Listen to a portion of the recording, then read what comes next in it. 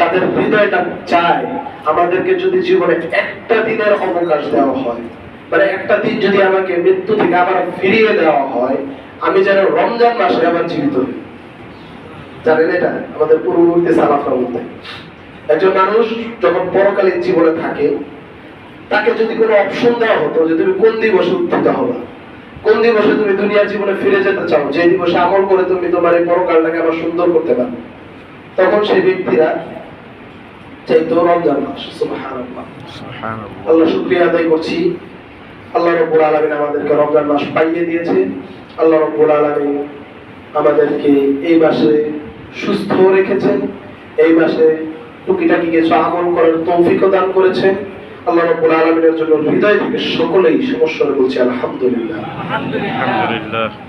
দরুদ এবং সালাম বর্ষিত হোক সর্বকালের সর্বশ্রেষ্ঠ নবী, সর্বকালের সর্বাধিনায়ক, সর্বকালের সর্বশ্রেষ্ঠ অর্থনীতিবিদ, সর্বকালের সর্বশ্রেষ্ঠ রাজনীতিবিদ, সর্বকালের সর্বশ্রেষ্ঠ সমাজনীতিবিদ, সর্বকালের সর্বশ্রেষ্ঠ আধ্যাত্মিক রাহবার মুহাম্মদুর রাসূলুল্লাহ সাল্লাল্লাহু আলাইহি ওয়াসাল্লামের উপর, যেই নবীর পরে কোনো নবী নেই।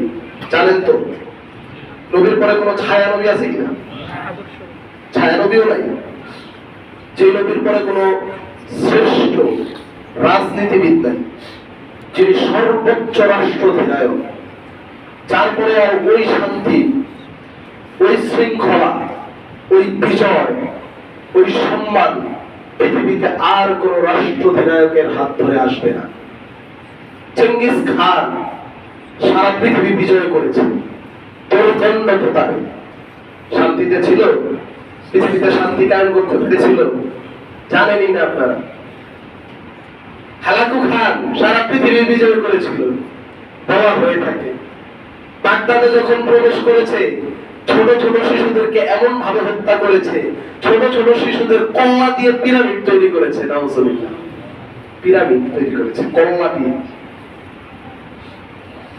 সভ্যতা কার মাধ্যমে এসেছে এই পৃথিবীতে? মুহাম্মদুর রাসূলুল্লাহ সাল্লাল্লাহু আলাইহি ওয়াসাল্লাম। তিনি বলতেন, তোমরা যেই জায়গা বিজয় করবে যুদ্ধে, সেই জায়গার নারীদেরকে, সেই জায়গার শিশুদেরকে, সেই জায়গার বৃদ্ধদেরকে তোমরা কোনো কাজ করবে না। আপনাদের কোনো এক ছেলে, আপনাদের কোনো এক সন্তান শরীফ ওসমান হাদি একটা কথা বলতেন, আমি আমার শত্রুর সাথে কি করতে চাই?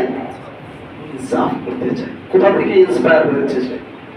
মুহাম্মদুর রাসূলুল্লাহ সাল্লাল্লাহু আলাইহি ওয়াসাল্লাম।